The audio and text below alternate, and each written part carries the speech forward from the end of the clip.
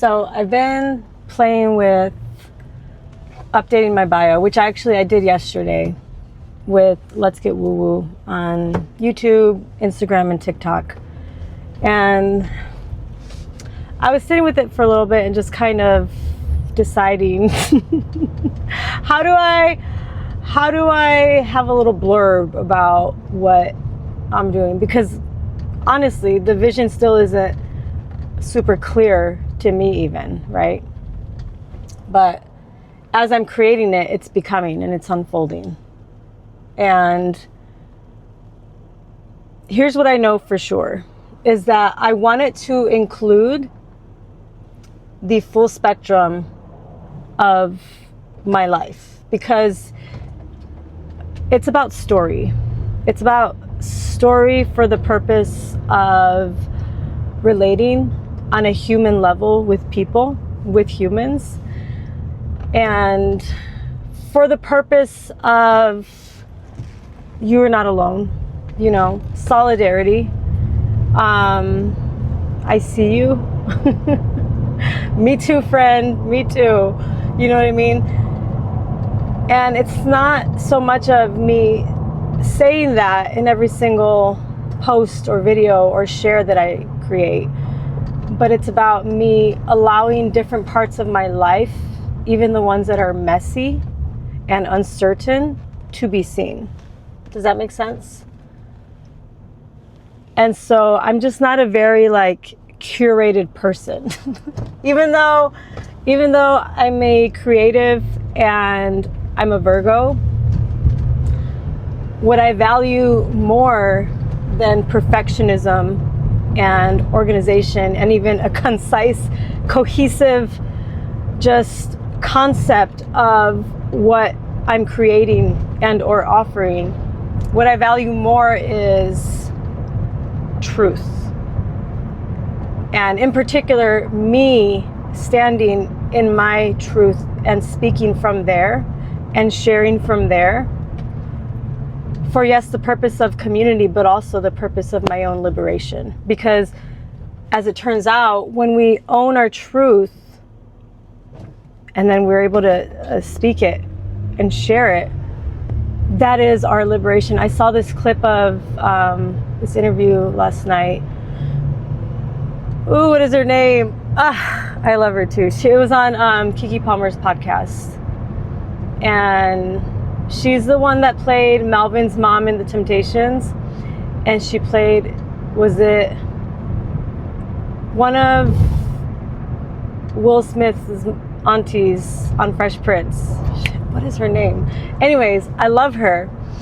And she was talking about how when she was able to share about her truth, it made her free. She's like, you think I wanted to talk about being molested? You think I wanted to talk about this, and that? She's like, no, but it was my freedom, period, full stop. I'll add her name here because it's driving me nuts. I really love her. I could hear her voice in my head because she's amazing. Feature me chiming in. He walked in the door and remembered her name. I was like, fuck. It's Jennifer Lewis. And then I Googled it to confirm. One N, by the way. Jennifer Lewis, that's her name. She's the same one that was talking about, I think it was on The Breakfast Club, and she was talking about, she was out for a drive with this man who was her partner at the time, and that she was talking about the trees and how beautiful they were, and he was basically what the fuck do I care about trees, you know? And she was like, nope. She's like, that's the moment I knew that this was not for me, because you're not about to downplay the magic that I see through my eyes in my life, basically. Anyways, the vision is still visioning. It's unfolding as I create it. And I really love that. I still don't know what it's going to look like or where. And my intention isn't to monetize it. My intention is to organize my story in a way where I can share my truth as a full picture. You know what I mean? That's why I share moments with me and my daughters. That's why I share moments about dating or relationships or anything like that. And what my experience is like going through it, like witnessing myself.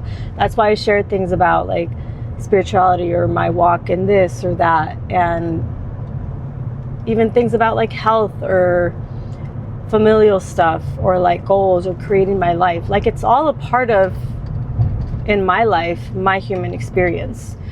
And I think the way that we try to niche down, and you know what, I get it. I get that it's like, it's easier to locate what you need if somebody has a very specific page. I love pages like that. I follow pages like that.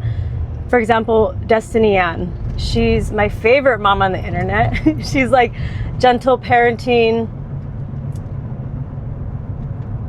And she does those posts, but she also has been like doing more posts about her taking care of herself and like self-regulation and like her disciplines and devotion to her exercising and how she sets up systems in her life to help her set herself up for success, even though she experiences things like ADHD, and how she's been getting up at 5 a.m. and what that looks like when you get home and repair, and like, because it's not one thing when you're, especially if you're a parent, like it's not just, you're just a parent and you're just going to show the happy moments. And even if you show the hard moments, it's like, well, what happens in between there and here?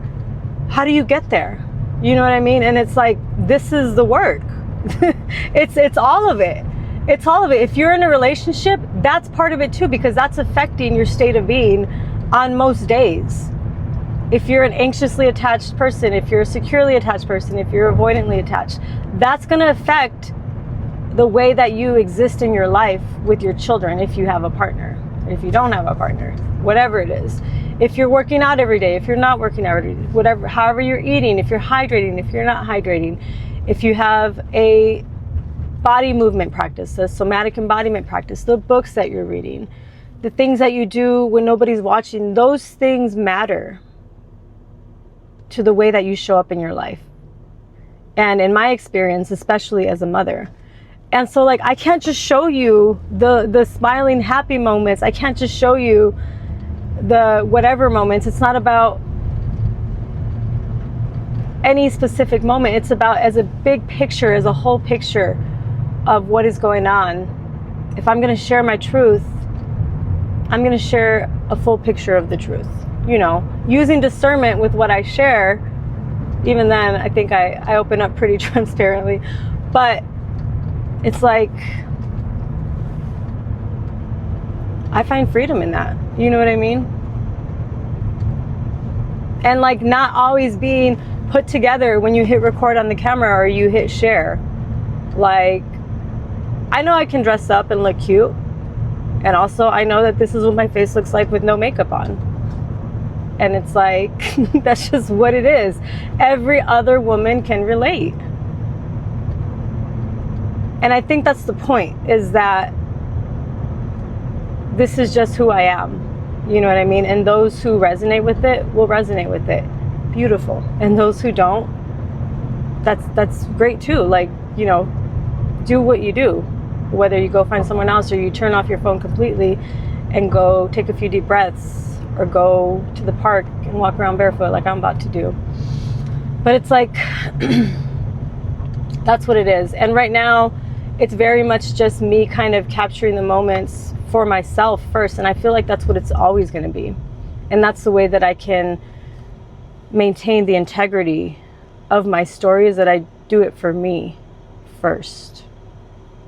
You know what I mean? Is this true to who I am? Is this actually something that I do, or am I just doing it to put on a show kind of thing?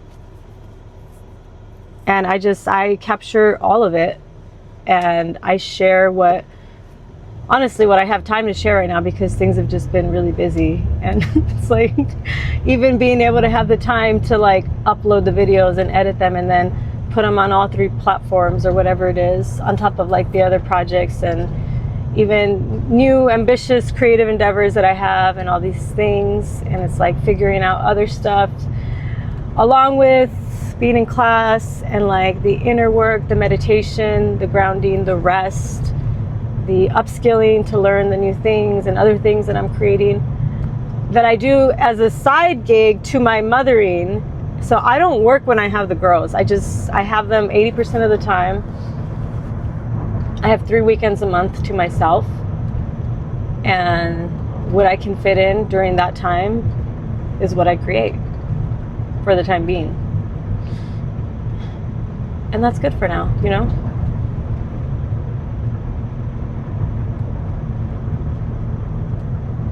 Anyways, I hope you're having a good day. I hope you find a little more freedom in sharing your truth today, even if it's just with yourself, because it has to start with us being honest with ourselves first. And to be honest with you, that's the hardest confrontation, is being honest with yourself first. Once you can confront that, the rest of it is easier sometimes. Yeah. Have a good day.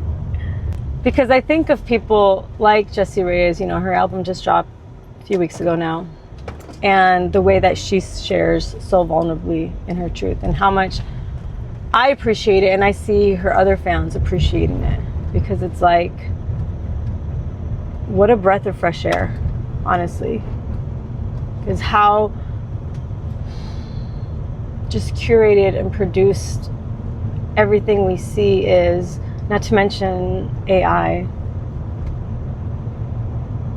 And the more that things go in that direction, the more that we as humans are going to crave humane things, are going to crave humanity.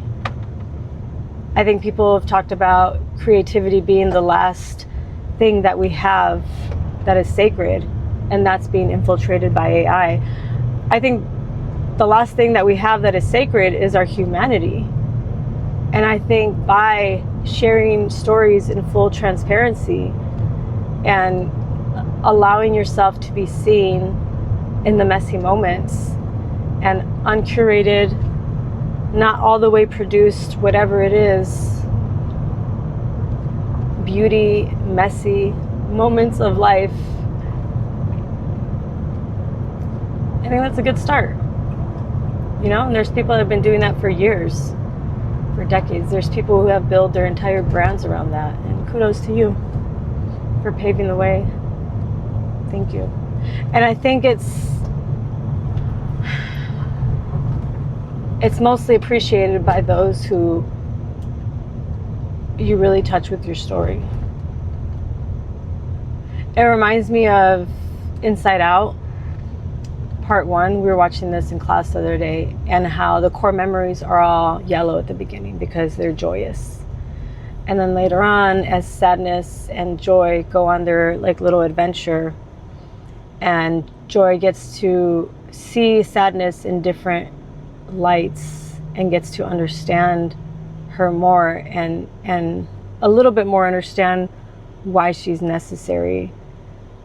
The core memories start to blend, and she sees that there was joy in that core memory because it was a moment of repair. Usually there was something that happened that was saddening, and then usually the parents or something happened after that moment where there was repair.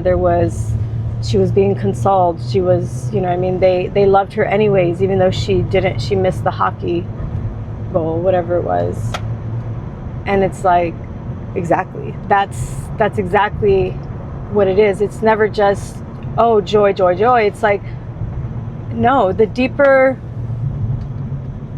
you've gone into the darkness, the depths of yourself, is the bigger amount of joy that you have capacity to experience now.